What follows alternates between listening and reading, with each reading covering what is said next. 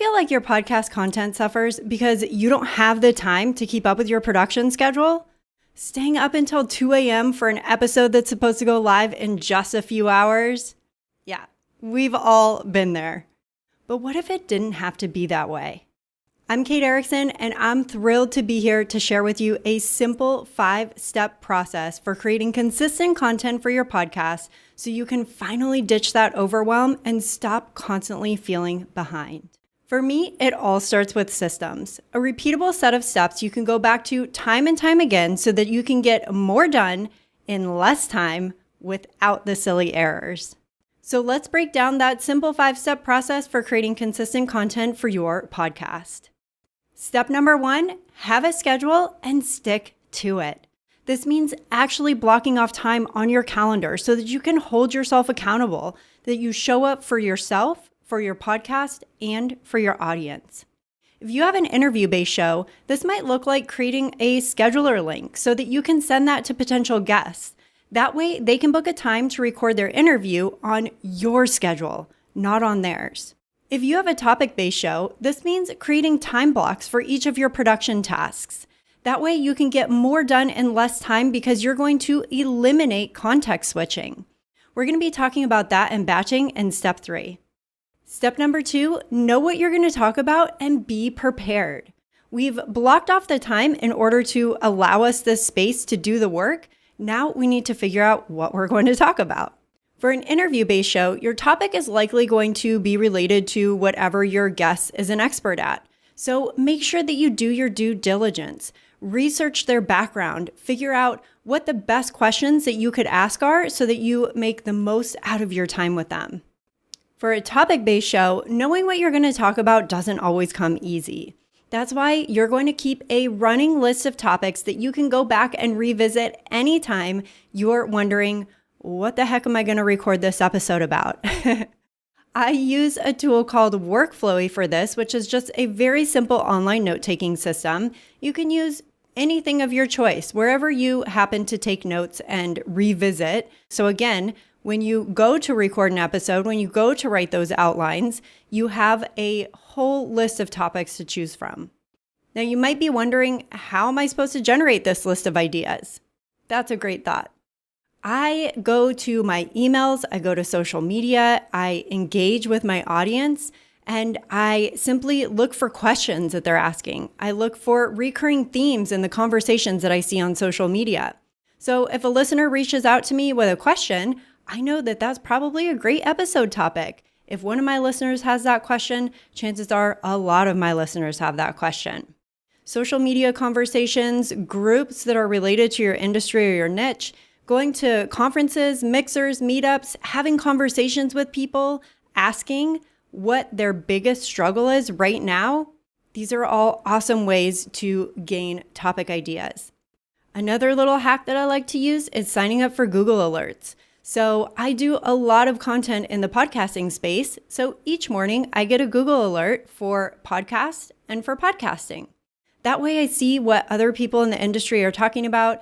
And I know that if Forbes or Entrepreneur or some other well-known publication in the podcasting space is writing about it, chances are they are writing about it for a reason. That would be a great topic to add to my list as well. Here's another little tip for you if you have a topic-based podcast.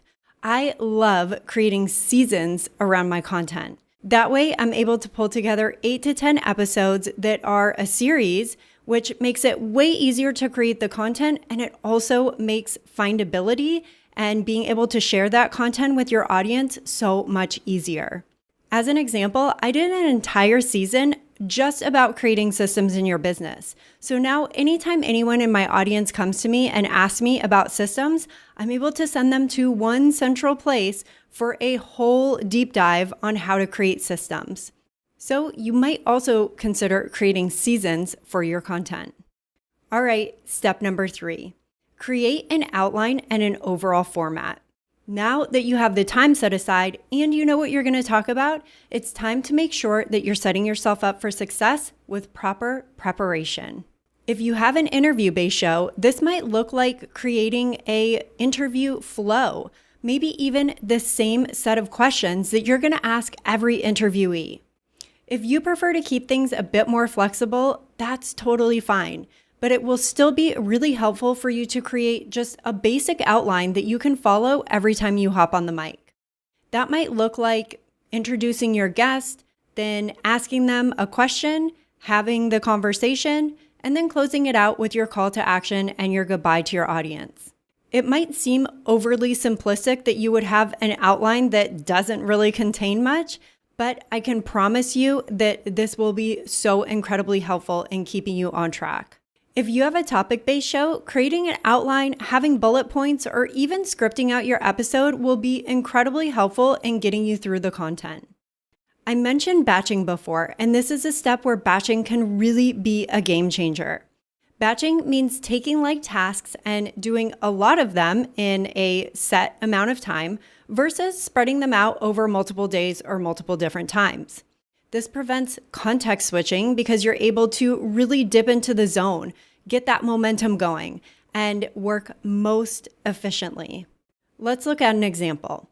I always like to say that being 1 month ahead on your content is the goal. So if you have a weekly podcast, then you should always have 4 episodes uploaded and scheduled, ready to release at any given time. This is why these steps and this process is so critical to helping you stay on track. Batching can help you do this. If you have an interview-based show, instead of doing an interview on Monday, Wednesday afternoon, Friday, just 3 interviews in an entire week, right?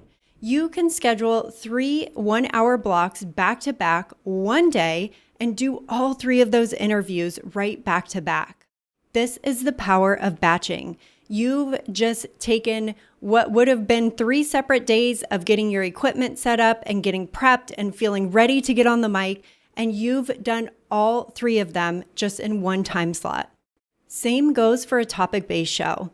You can sit down and create 3 outlines instead of just 1. And you have your time block for recording. So when you hop on the mic, you can record all 3 of those episodes instead of just 1. Batching is guaranteed to be a game changer. You have to figure out what time blocks and what type of schedule works best for you. But I promise, if you implement batching in your content creation, your consistency, efficiency, and your ability to ditch overwhelm is going to happen so fast. Moving right along, step number 4, that is to write out your post-production workflow. We've set aside the time, we know what we're going to talk about, we have our outline and our flow to help guide us through, and we've hit record, which is the fun part, right? But after you hit record, those steps are so important to your overall workflow. So it is critical that you write out each and every step that you take in post-production so that you have that reference and that guide to go back to. No step is too small to document in this step. Let's look at an example. The set of steps that you might take after hitting stop on your recording are to do a save as. So maybe you're going to name your file _edit at the end so that you know that has been recorded, but it has not yet been edited. Saving your file is an important part of the process. After that, you're going to edit that episode. Or actually, before that, if applicable, you're going to be saying and signing off with your guests, thanking them for their time, creating a follow-up email to send to them so that they know when their episode's going to be going live. Then you're going to be editing that episode. You're going to tag it, upload it, and schedule it in your media host. We highly recommend Libsyn as your media host.